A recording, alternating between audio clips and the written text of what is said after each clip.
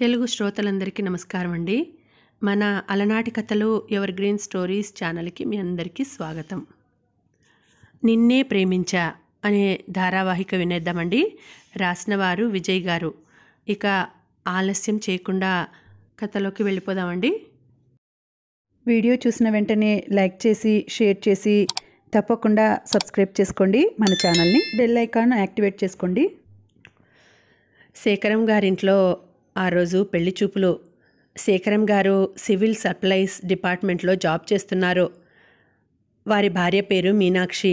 ఆవిడ స్కూల్ టీచర్గా చేస్తున్నారు. వాళ్ళకి 2 ఆడపిల్లలు. వాళ్ళ పెద్దమ్మాయి పూజ. తను బెంగళూరులో ఇన్ఫోసిస్లో సాఫ్ట్వేర్ ఇంజనీర్గా పనిచేస్తోంది. చిన్నమ్మాయి సాత్విక.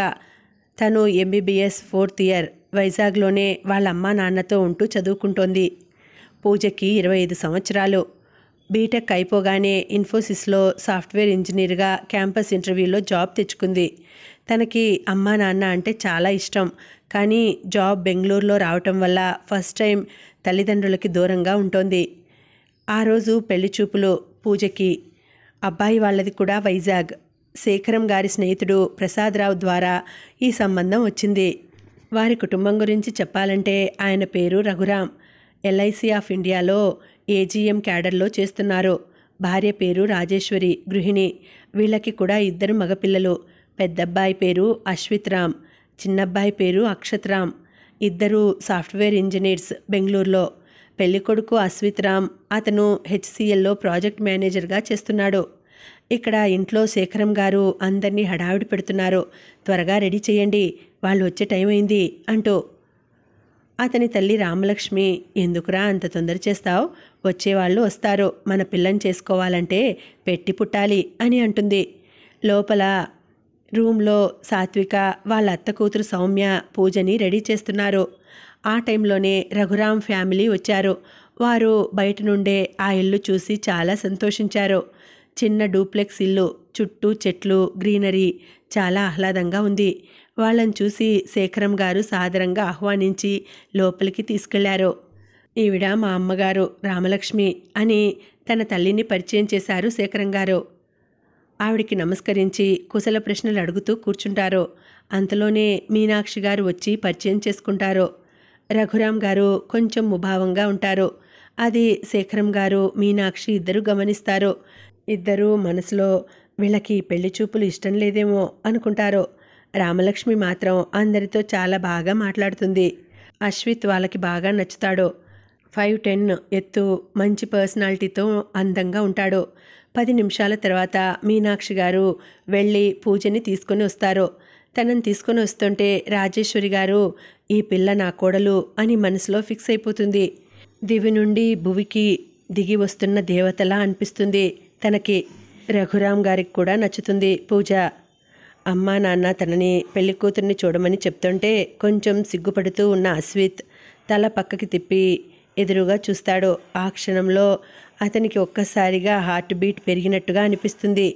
అతన్ని చూసిన పూజకి కూడా సేమ్ అలానే ఉంటుంది. ఎందుకు ఉండదు?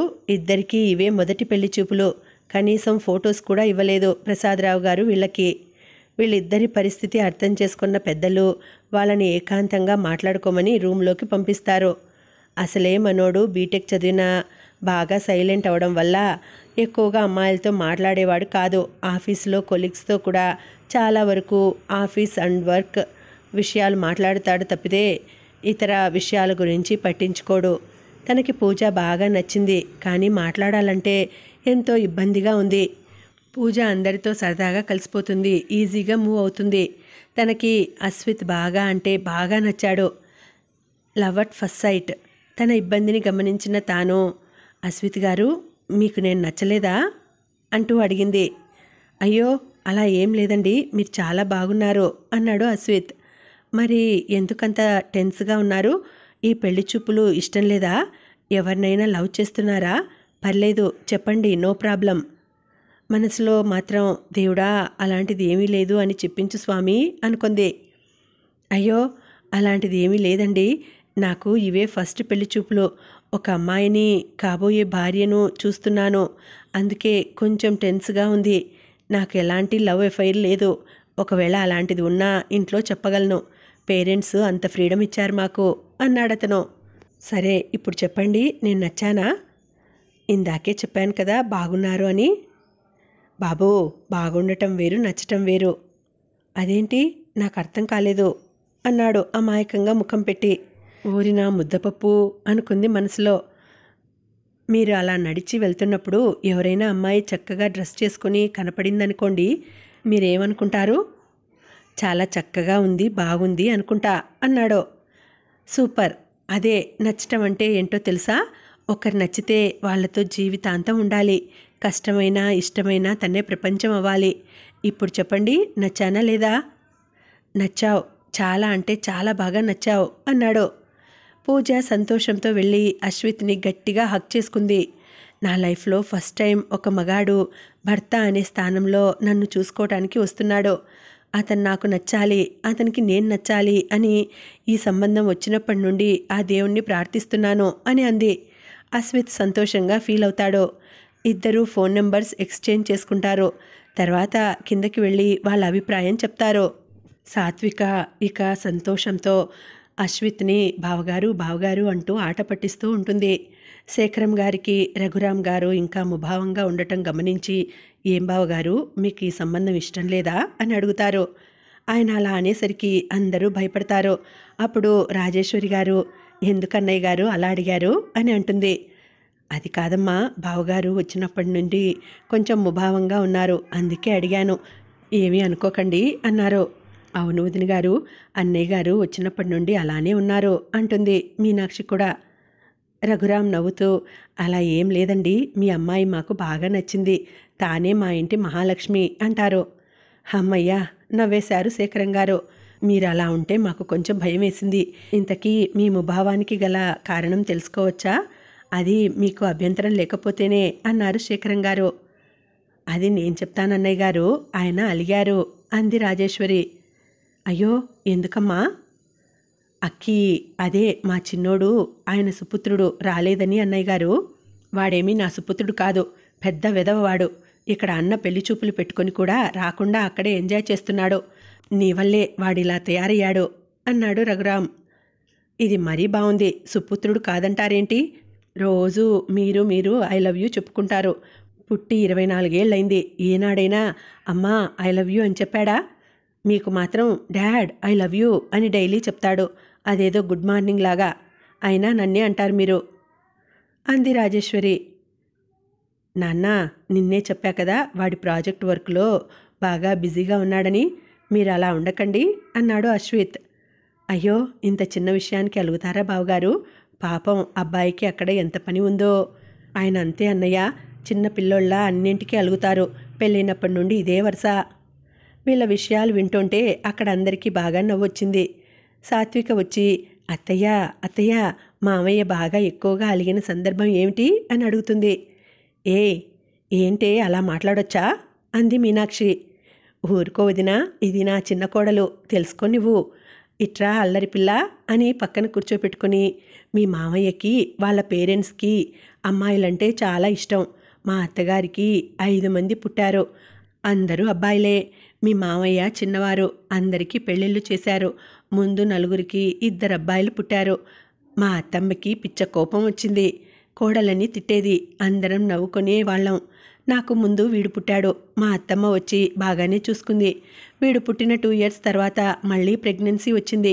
అప్పుడు చూడాలి, మా అత్తమ్మ అందరికీ చెప్పేది, దాన్ని బాగా చూసుకోండి, నాకు మనవరాల్ని ఇస్తుంది అని. నాకేమో భయం వేసేది. ఈయన కూడా నాకు అమ్మాయి పుడుతుంది అని అందరికీ చెప్పుకునేవాడు. అలా నెలలు నిండాక డెలివరీ అయింది. అప్పుడు చిన్నోడు పుట్టాడు. అంతే, మా అత్తమ్మ కనీసం చూడటానికి కూడా రాలేదు. నా తోటి కోడళ్ళే చూసుకున్నారు నన్ను.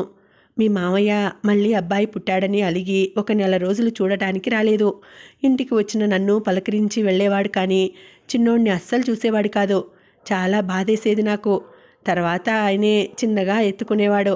అదేంటో, ఈయన పట్టుకున్నప్పుడే వాడు ఎక్కువ నవ్వేవాడు. వాడికి వాళ్ళ నాన్నంటే ఎక్కువ ఇష్టం. కళ్ళల్లో కొంచెం తడితో అంది. సాత్వికకి కోపం వచ్చింది అక్షిత్ మీద.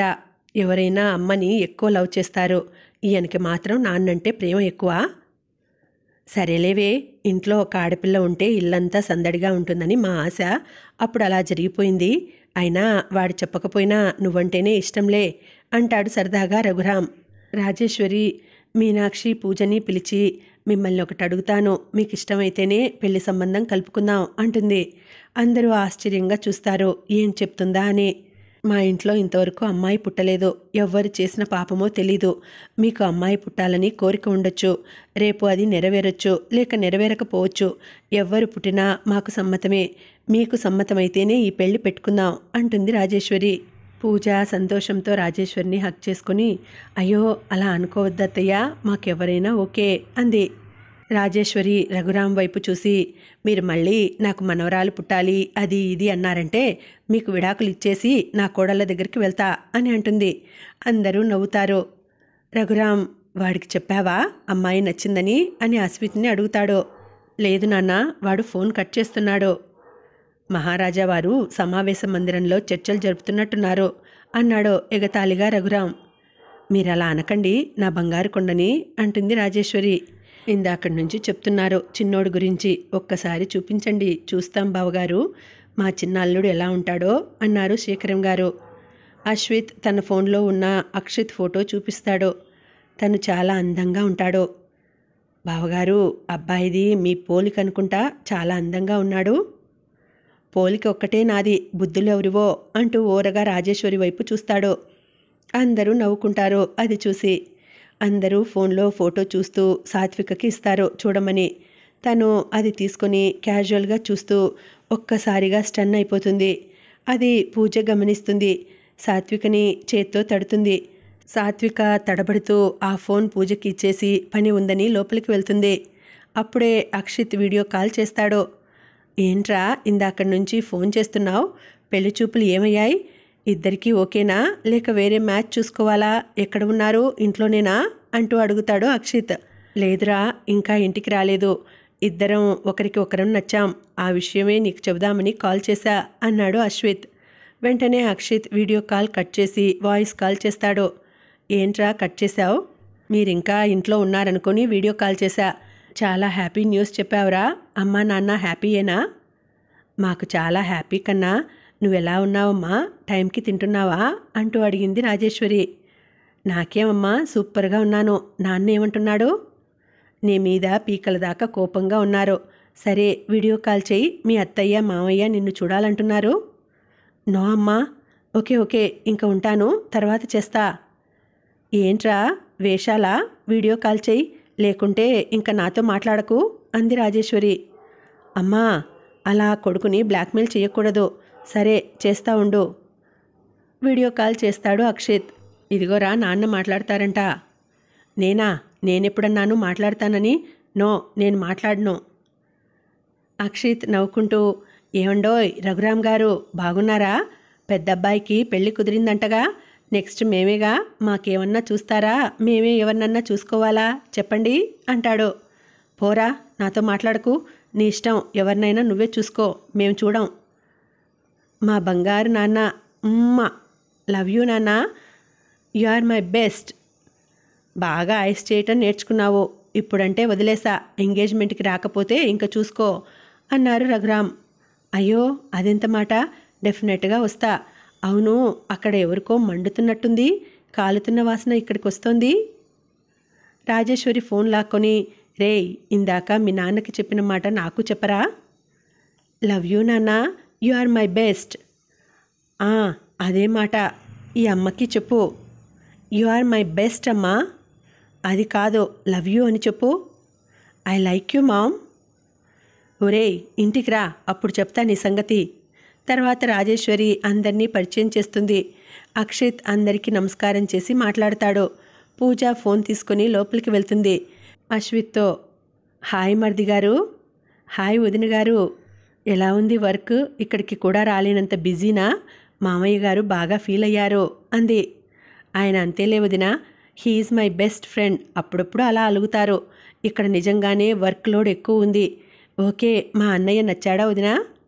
బాగా నచ్చారు, మీ ఫ్యామిలీ కూడా బాగా నచ్చింది. సూపర్ వదిన, మావాడు కొంచెం సైలెంట్, నువ్వే మేనేజ్ చేసుకోవాలి, ఓకేనా? ఓకే మర్ది గారు, మీ ఆదేశాలను శిరసా వహిస్తాం. ముగ్గురు నవ్వుతారు. అలా సరదాగా కాసేపు మాట్లాడుకుంటారు. ఇక్కడ రూమ్లో సాత్విక అక్షిత్ గురించే ఆలోచిస్తూ ఉంటుంది. ఎంత చక్కగున్నావురా, నీ కళ్ళు సూపర్, నీ స్మైల్ అదర్స్. దేవుడా, నేను నిన్ను కోరుకునేది ఒక్కటే, వీడు ఎవ్వరితో కమిట్మెంట్లో ఉండకుండా చూడు స్వామి, తను నా సొంతం అవ్వాలి, మేమిద్దరం మాకిద్దరు అలా ఫిక్స్ చేయి స్వామి, ప్లీజ్ ప్లీజ్ ప్లీజ్. పూజ సాత్వికను కిందికి పిలుస్తుంది. కింద అందరూ ఉంటారు. ఇంకా వెంటనే శేఖరం గారు పంతులు గారిని పిలుస్తారు.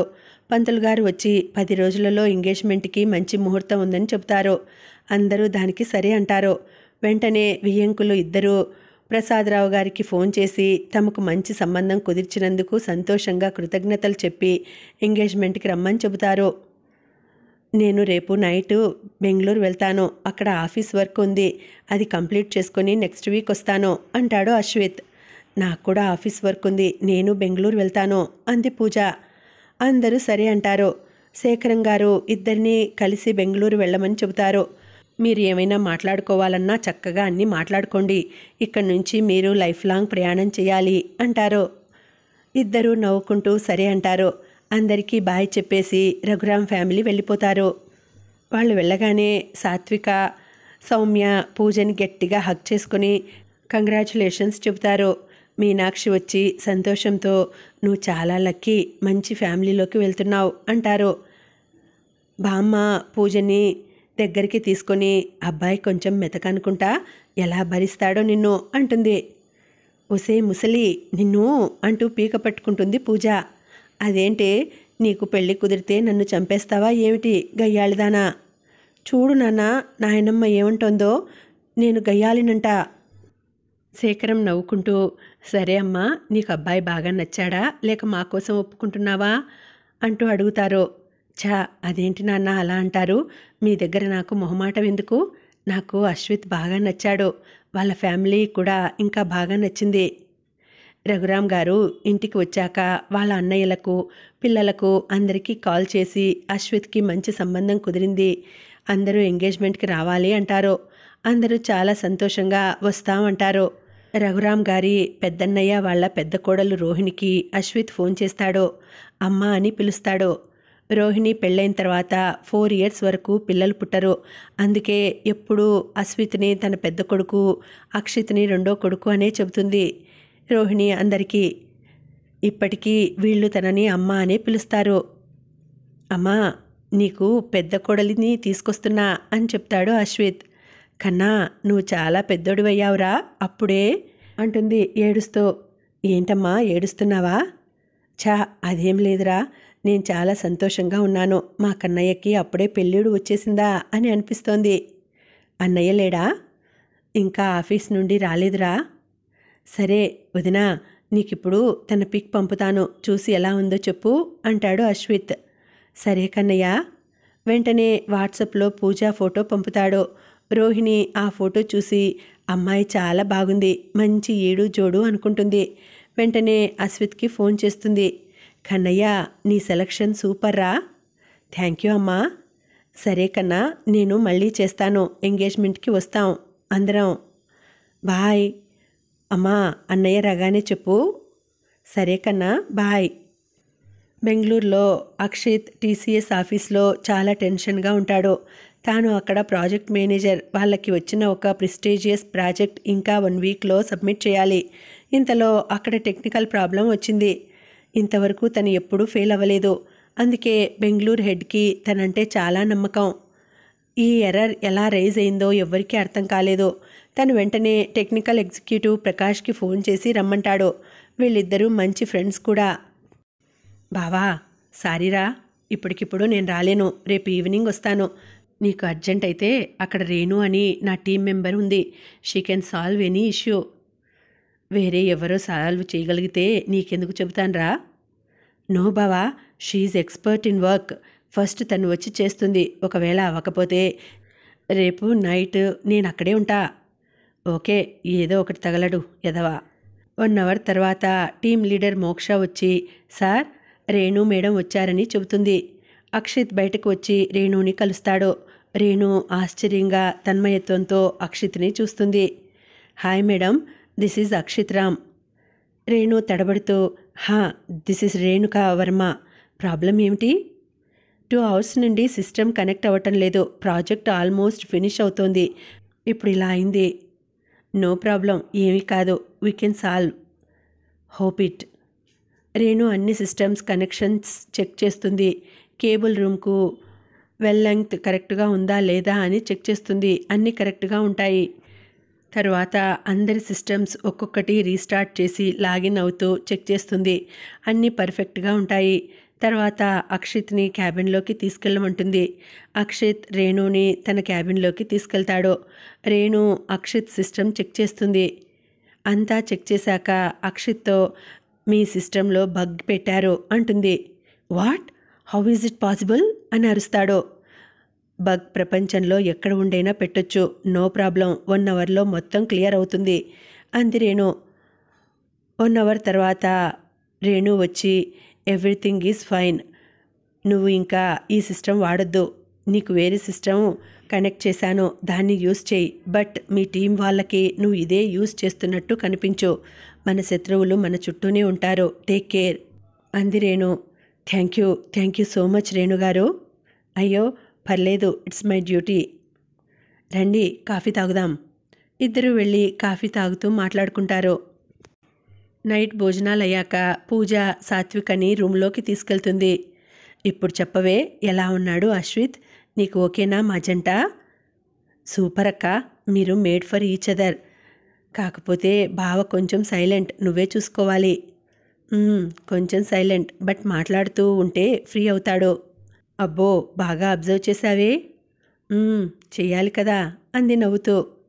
హే నిజం చెప్పవే, రూమ్లో ఏం మాట్లాడుకున్నారు ఇద్దరు? ఓయ్ అవన్నీ పర్సనల్, నీకు చెప్పకూడదు అంది పూజ.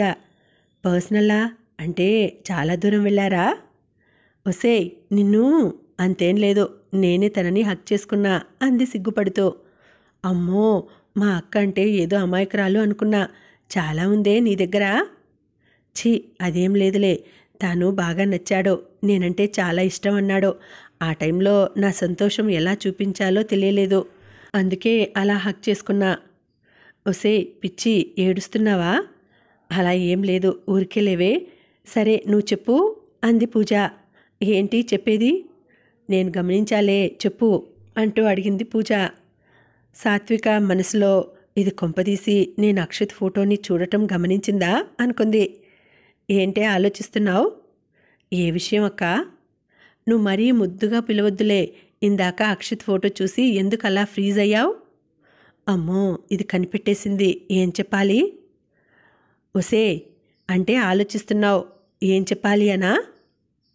అయ్యో అదేం లేదక్క, జస్ట్ క్యాజువల్గా చూశాను అంతే. నార్మల్గానే చూసావా? సరేలే అయితే, ఇంకా నీకు తనంటే ఇష్టం ఉందేమో. రేపు నైటు అశ్విత్ని అడిగి అన్ని డీటెయిల్స్ కనుక్కుందాం అనుకున్నా. అయ్యో అదేం లేదక్క. సరే అయితే గుడ్ నైట్. ఓకే. సాత్విక మనసులో మరీ ఓవర్ యాక్షన్ చేస్తున్నానా?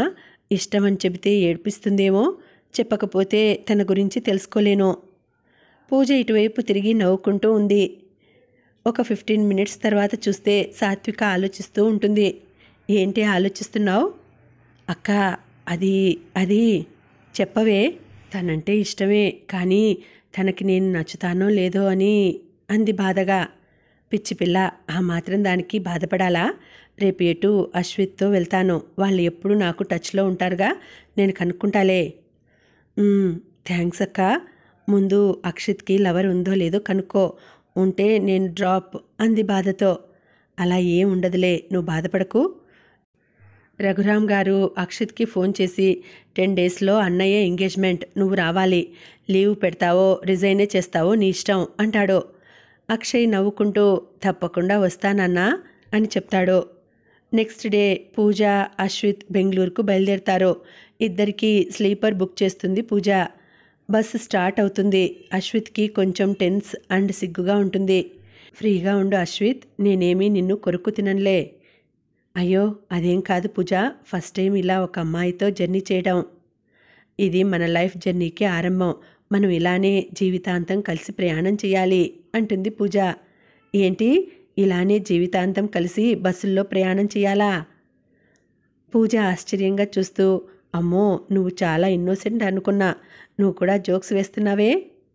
నాకు కొత్త వాళ్ళతో మాట్లాడాలంటే కొంచెం సిగ్గు.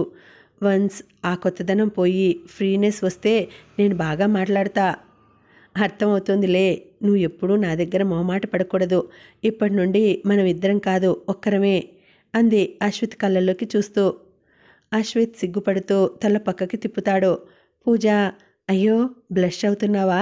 భలే ఉన్నావురా, ముద్దొచ్చేస్తున్నావు అంటూ అశ్విత్ని తన వైపు తిప్పుకుంటుంది. ఇంకా చెప్పు మన ఫ్యామిలీ గురించి అంటూ అడుగుతుంది. తాతయ్యకి మొత్తం 5 కొడుకులు. నాన్న చిన్నోడు. పెదనాన్నలు అందరూ వ్యవసాయం వ్యాపారాలు చేస్తూ ఉంటారు. అందరికీ ఇద్దరిద్దరు కొడుకులు. అన్నయ్యలందరికీ పెళ్ళిళ్ళయ్యాయి. పెద్దన్నయ్య పేరు ప్రకాష్, వదినమ్మ పేరు రోహిణి. నేను అమ్మ అని పిలుస్తాను. అదేంటి? వదిన మా ఇంట్లోకి వచ్చేటప్పటికి నేను ఒక్కడే చిన్నపిల్లోడిని. నన్ను చిన్నప్పుడు తానే చూసుకునేది. వదినకి పిల్లలు లేటుగా పుట్టారు. అందుకే ఎప్పుడూ నన్ను కన్నయ్య అని పిలుస్తుంది. నా చేత అమ్మ అని పిలిపించుకునేది. ఎవరడిగినా తనకి 4 కొడుకులు అని చెప్తుంది, నన్ను తమ్ముణ్ణి కలుపుకొని. వావ్, మరి పెళ్లి చూపులకి రాలేదే అక్క వాళ్ళు? యాక్చువల్గా మేము జస్ట్ పెళ్లి చూపులేగా, అది కూడా ఫస్ట్ టైం అనుకుని వచ్చాం. కానీ నిన్ను చూశాక నాకు చాలా బాగా నచ్చేశావు. అమ్మ వాళ్ళకి మీ ఫ్యామిలీ నచ్చింది. అంతా ఏదో యాక్సిడెంటల్గా జరిగిపోయింది. అంతే, నాకు కూడా. ఏదో ప్రసాద్ అంకుల్ తెలిసిన సంబంధం ఉంది అన్నారు. కానీ నేను మాత్రం వచ్చే పెళ్ళికొడుకు నాకు నచ్చాలి, నేను తనకు నచ్చాలి అనుకున్నా. ఎందుకంటే ఫస్ట్ టైం ఒక పరాయి మగాడిని భర్త అనే ఉద్దేశంతో చూడబోతున్నాను కదా. నా కోరిక దేవుడు విన్నాడేమో, తీర్చేశాడు అంది అతని కళ్ళల్లోకి చూస్తూ. నాకు నువ్వు నచ్చేశావు. నువ్వు పట్టుచీరలో నడుచుకుంటూ వస్తుంటే నా హార్ట్ బీట్ నాకే వినిపించింది. నువ్వు తప్ప నాకు ఎవ్వరూ కనపడలేదు అన్నాడు కళ్ళు కిందికి దించుతూ. ఓయ్, అదే మాట నా కళ్ళల్లోకి చూస్తూ చెప్పు అంది. ఓ పూజ, నిజం, నిన్ను చూడగానే నా కోసం పుట్టావేమో అనిపించింది. అక్కడే నువ్వు నచ్చావని చెప్పాలనిపించింది. కానీ నీకు నచ్చుతానో లేదో అని కొంచెం భయం వేసింది. కానీ ఎప్పుడైతే నువ్వు నేను నచ్చాను అన్నావో చాలా సంతోషం వేసింది. నువ్వు నన్ను హక్ చేసుకున్నావు కదా, కాసేపు నాకు ఏమీ అర్థం కాలేదు. I was in deep shock. First time ఒక అమ్మాయి నన్ను అలా వాటేసుకోవడం. నేను హక్ చేసుకుందాం అనుకునేలోగా నువ్వు వదిలేసి నుంచున్నావు. But that feeling was super. Pooja అశ్విత్ని చూస్తూ దగ్గరకు లాక్కొని గట్టిగా హక్ చేసుకొని తన కళ్ళలోకి చూస్తూ అతని చేతులని తన నడుము చుట్టూ వేసుకుంది. అశ్విత్ తనకు తెలియకుండానే కొంచెం గట్టిగా దగ్గరకు లాక్కుంటాడు. ఎలా ఉంది ఇప్పుడు అంది. చాలా బాగుంది. This property belongs to mister Ashwith Ram అంది. అశ్విత్ నవ్వుతాడు తన మాటలకి. నువ్వు ఎప్పుడూ నా దగ్గర సిగ్గుపడకూడదు. నీకు ఏది కావాలన్నా అడిగేసేయ్, నన్ను మాత్రం వదలకు, నేను తట్టుకోలేను అంది కన్నీళ్లతో. ఓయ్ పిచ్చి, ఎందుకు ఏడుస్తావు? నువ్వు వద్దన్నా నేను నిన్ను వదులుకోను. అదే చేయాల్సి వస్తే నా ప్రాణమే వదిలేస్తా. తంతా అలా మాట్లాడితే. సరే, ఇంకా చెప్పు మన ఫ్యామిలీ గురించి. ఫస్ట్ పెదనాన్న వాళ్ళ పెద్ద అబ్బాయి పేరు ప్రకాష్, ఇందాక చెప్పా కదా. రెండో అబ్బాయి పేరు ప్రసాద్, వదిన పేరు శైలజ. రెండో పెదనాన్న వాళ్ళ పెద్ద అబ్బాయి పేరు మనోజ్, వదిన పేరు రూప. రెండో అబ్బాయి పేరు మనోహర్, వదిన పేరు శోభ. మూడో పెదనాన్న వాళ్ళ పెద్దబ్బాయి పేరు అర్జున్, వదిన పేరు సుష్మా. రెండో అబ్బాయి పేరు అరవింద్, వదిన పేరు మయూరి. చిన్న పెదనాన్న వాళ్ళ పెద్దబ్బాయి పేరు రాకేష్, వదిన పేరు సుప్రజ. రెండో అబ్బాయి పేరు రాహుల్, వదిన పేరు అరవింద. అందరూ బాగా సెటిల్ అయ్యారు. బాబోయ్, ఇంతమందా! మీ వాళ్ళ పేర్లు గుర్తుపెట్టుకునే కన్నా ఏ జీకే బుక్ చదివితే కేబీసీలో ₹1,00,00,000 కొట్టచ్చు అంది నవ్వుతూ. మేమంతా ఎప్పుడూ ఒకేలా ఉంటాం. ఎప్పుడు కూడా డిఫరెన్సెస్ రాలేదు. ఏదో ఒక పండగలకి లేదా ఫ్యామిలీ ఫంక్షన్స్కి కలుస్తాం. నువ్వు జాయిన్ అవుతున్నావుగా, నీకు అలవాటు అయిపోతారులే అందరూ. ఇంకా చెప్పు, నువ్వు అక్షిత్ ఎలా ఉంటారు ఇంట్లో? బాగా కొట్టుకుంటారా? వాడు చాలా అల్లరి. మేమెప్పుడు కొట్టుకోం. వాడు ఎప్పుడూ నన్ను అశ్విత్ అనో లేక ఒరేయ్ అనో అంటాడు. మేము ఎప్పుడూ ఫ్రెండ్స్ లానే ఉంటాం. వాడు మంచి ఇంటెలిజెంట్. నీకన్నానా? నువ్వు ఎన్ఐటి వరంగల్లో చదివావు కదా. అవును. నువ్వు వాడెక్కడ చదివాడనుకుంటున్నావు? బీటెక్ వైజాగ్లోనే అనుకుంటున్నా. మేబీ గీతం యూనివర్సిటీ అంది పూజ. కాదు, ఇంకా ఆంధ్ర యూనివర్సిటీ క్యాంపస్. కాదు, ఇంకా నువ్వే చెప్పు. ఐఐటి బాంబే. వాట్? నిజమా? నేను నమ్మలేకపోతున్నా. అందుకేగా 23 ఇయర్స్కే ప్రాజెక్ట్ మేనేజర్గా చేస్తున్నాడు. పూజ ఇంకా షాక్లోనే ఉంది. ఎక్కడా? టీసీఎస్. నేను నమ్మలేకపోతున్నా అశ్విత్. ఇంకా నేను తను అక్కడ ఏదో చిన్న సాఫ్ట్వేర్ జాబ్ చేస్తున్నాడు అనుకుంటున్నా. అయినా నిన్న ఇవేమీ చెప్పలేదేంటి? ఎవరు కూడా చెప్పలేదు మీ తమ్ముడు ఏం చేస్తాడని. సందర్భం రాలేదు, అందుకే చెప్పలేదు అన్నాడు అశ్విత్. పూజ మనసులో అక్షిత్ ఐఐటి అంట. ఆ పిచ్చిది తన మీద ఆశలు పెంచుకుంటోంది. రేపు మార్నింగ్ చెప్పి మర్చిపోమ్మని చెప్పాలి. ఐఐటి పిల్లగాడు తననెందుకు చేసుకుంటాడు అనుకుంటుంది. అదే టైంలో సాత్విక ఇంట్లో కూర్చుని అక్షిత్ గురించి ఆలోచిస్తూ ఉంటుంది. అక్షిత్, నీకు నేను నచ్చుతానా? ఎందుకో తెలియదు, నిన్ను చూడగానే నా కంట్లో నీళ్లు వచ్చాయి. నిన్ను చూస్తూ ఉండిపోయాను. ఇప్పటి వరకు ఎంతోమంది మగాళ్ళని చూశాను. చాలామంది ప్రపోజ్ చేశారు, కానీ ఎవ్వరూ నాకు నచ్చలేదు.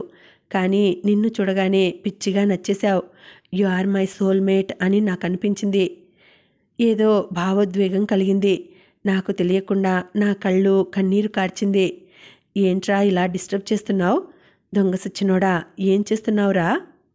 ఆఫీస్లో వాటర్ తాగుతున్న అక్షిత్కి పొలం మారుతుంది. సడన్గా కొంచెం గట్టిగా దగ్గుతాడు. కళ్ళల్లోంచి నీళ్లు వస్తాయి. పక్కనే ప్రకాష్ ఉంటాడు. ఏం బావా, ఎవరో బాగా తలుచుకుంటున్నట్టున్నారు? నో, బాగా తిట్టుకుంటున్నట్టున్నారు అన్నాడు నవ్వుతూ. ఎవరు తిట్టుకుంటారు బావా? నిన్ను లవ్ చేస్తారు కానీ. అంత లేదులే, మన బాడీకి లవ్ పడదులే. అట్లా అంటే ఎలా బావా? పెళ్లి చేసుకోవా? ఎందుకు చేసుకోను? చేసుకుంటా. నన్ను డిస్టర్బ్ చేసే అమ్మాయి దొరకాలిగా బా. ఇంకా దొరకలేదా? చాలామంది ఉన్నారుగా బావా నీ చుట్టూ అమ్మాయిలు. ఛా, వీళ్ళెవ్వరూ నన్ను డిస్టర్బ్ చేయలేదు. మనల్ని డిస్టర్బ్ చేసేంత క్వాలిటీసు లేవు అన్నాడు అక్షిత్. సరే, ఎలాంటి అమ్మాయిని చూస్తే నువ్వు డిస్టర్బ్ అవుతావు అడిగాడు ప్రకాష్. అలాంటి లెక్కలు ఏమీ ఉండవు బావా. సరే, నువ్వు అడిగావు కాబట్టి చెప్తున్నా. ఎవరైనా ఒక అమ్మాయి నా కళ్ళకి నచ్చక ముందే నా మనసుకు నచ్చాలి.